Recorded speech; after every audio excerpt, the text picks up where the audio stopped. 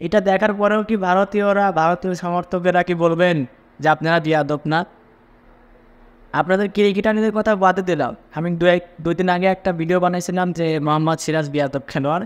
এইখানে সব ভারতীয়রা আমাকে কমেন্ট করছে, গালাগালি করছে যে আমরা বিয়াদব না, নিজেদের চরকায় তেল দাও, আরও অনেক কিছু বলে বলে খারাপ ভাষায় গালাগালি করছে। এই যে আজকে যে টাইগার রবি, বাংলাদেশের সমর্থক টাইগার রবি, একে যে মারধর করছেন, এটা আপনাদের কোন ভদ্রতায় পড়ে? আপনারা ভদ্রতা বলেন, আপনারা কোন ভদ্রতায় পড়ে এটা? আপনারা যে টাইগার রবিকে যে মারধর করছেন স্টেডিয়ামের ভিতরে, একজন দর্শক আপনাদের দেশে গেছে খেলা দেখতে, সেটা খেলা দেখতে গেছে, এটা এই লোকটা আপনাদের এখন অতিথিকে ধরে ধরে মারা আপনাদের কি পারমিশন দেওয়া আছে যে একজন অন্য বিদেশি লোক আপনাদের দেশে যাবে, তাকে ধরে ধরে ধরে মারবেন? এটার পারমিশন আপনাদেরকে দেওয়া আছে?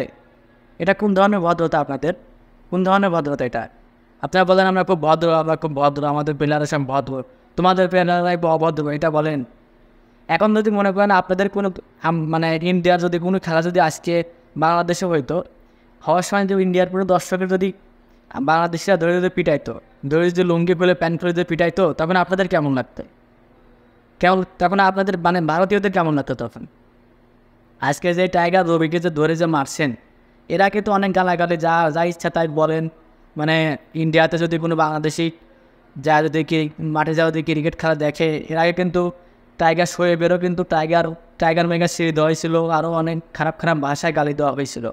কিন্তু আজকে ডিরেক্ট তার একজনের গায়ে হাত দিলেন, আর আপনারা বলেন আমরা ভদ্র। আপনারা কী লেভেলের ভদ্রতা চিন্তা করেন? মানে কোন লেভেলের ভদ্রতা বলে আপনারা একজনের গায়ে হাত দিতে পারেন? একজন দর্শক গেছে ক্রিকেট খেলা দেখতে, তার গায়ে হাত দিয়েছেন, তাহলে আপনারা কোন লেভেলের ভদ্র? আপনারা উল্টা এসে বলবেন আমরা অভদ্র না, ভদ্র তোমরা অভদ্র, আমরাই ভদ্র, এটাই বলবেন আপনারা উল্টা এসে। আবার আপনারা যদি ভদ্রই হইতেন তাহলে একজনের গায়ে কোনোদিনও হাত দিতে পারতেন না। এটা আরও এই টেস্টের আগে প্রথম টেস্টেই আপনারা এই টাইগার রবিকে কিছু, আর সব ভারতীয় কিন্তু এক না, আমি সবাইকে বলতেছি না, কিছু যারা আছে যারা এই টাইপের অভদ্র তাদেরকে বলতেছি। সবাই এক না, ভালো মানুষ খারাপ ভালো সব জায়গায় আছে, কিন্তু কিছু যারা আছে অভদ্র আর হচ্ছে খারাপ, তাদেরকে বলতেছি।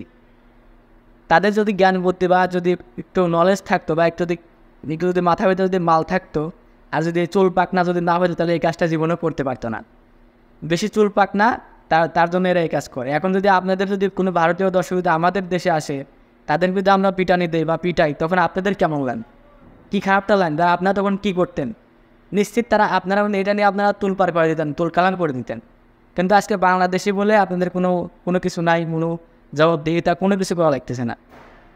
এটাই হচ্ছে আপনারা, ঠিক আছে? এই জন্য আপনাদেরকে অভদ্র বলতে আমরা বাধ্য হই। আর আজকে 7 মানের আউটটা আপনারা যে ভালো মানুষ বলেন, আপনাদের ক্রিকেট মাঠে নাকি আপনারা 11 জন খেলতে যান, কিন্তু আমরা জানি আপনারা 13 জন খেলতে যান। আজকে যে 7 মানে প্রথম টেস্টে 7 মানের যে আউটটা, এটা তো রীতিমতো চুরি, হকাই চুরি বলে যেটা, হকাই চুরি, রীতিমতো চুরি করা হয়ে গেছে। আপনারা তো এই টাইপের লোক, মানে আপনাদের দলটা এই টাইপের। বিশেষ করে খেলা নিয়ে কথা বলবো না এই ভিডিওতে কথা বলার উদ্দেশ্য হচ্ছে এই রবি ভাইকে যে মারছেন আপনারা, মানে টাইগার রবিকে যে মারছেন, এটা নিয়ে আপনারা যে কোন লেভেলে ভদ্র, তা আর কি আপনাদের এই কামে আর কি আবারও প্রমাণ হয়ে গেল। এই কাজের পর আপনাদের প্রমাণ হয়ে যাবে যে আপনারা কতটা ভদ্র মানুষ।